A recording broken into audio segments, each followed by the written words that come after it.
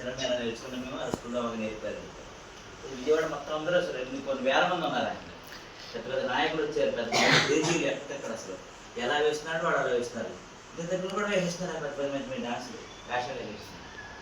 అనుకోకుండా నేను 2 రోజులు వెళ్ళాను నేను. ఒకళ్ళేమో రెడీ అవుతున్నారు, పిల్లలు మీద ఆడపిల్లలు అందరూ నాటకం తయారు చేసుకుంటారు. మేకప్ మ్యాన్ ఏమో పెద్ద నాలుగు చిన్నకు వచ్చాడు, అన్నీ పట్టుకొచ్చాడు. అబ్బాయి సరిగ్గా వేయలేకపోతాడు, నాకు అసిస్టెంట్ కదా.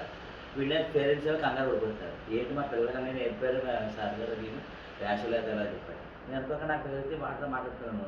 నేను సరదాగా అన్నా, ఇలా చూస్తుంటే నేను పిల్లని హెల్ప్ చేస్తానని చెప్పాను. వాడు మామూలుగా కూర్చున్నాను కదా, అలా అర్థం అని వాడికి పల్ల నాకు టచ్ ఉంది ఫీల్డ్, మీకు పిల్లలు నేను కూడా హెల్ప్ చేస్తానని చెప్పంటే సరే దగ్గర అయ్యేవాళ్ళు.